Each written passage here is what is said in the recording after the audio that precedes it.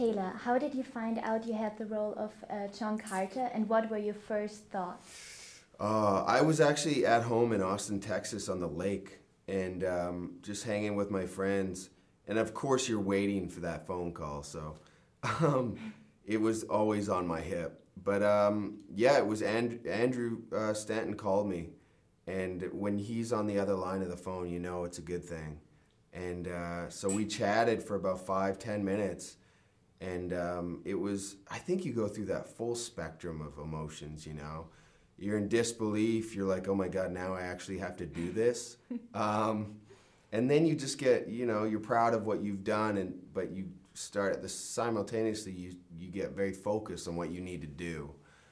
So it's the whole thing. But yeah, you're extremely excited. At which point did you decide that you really want to have this role?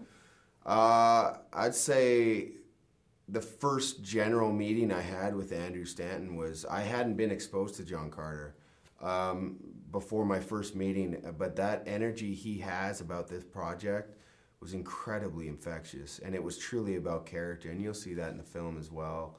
But right after that first meeting, it was something that I had to fight for. Mm-hmm. How did you prepare for it? I mean, I'm sure you spent a lot of time in the gym. Mm-hmm. Yeah, I mean, there's so many things. I was shooting a series called Friday Night Lights when I got the role. So on my downtime, I'd do the sword training in Austin. I had a guy come to Austin and teach me all that kind of stuff. So you get that, and then it's just a very disciplined regimen of eating and working out, really, for about 11 months for before and during the film. And then there's a lot of wire work, as you can see. So you're on the wires hours and hours a day just rehearsing. Yeah. Which quality of John Carter would you like to have for yourself? I think it's just his honor is so unquestionable, you know, and I think that was just the moral ground that he stands on.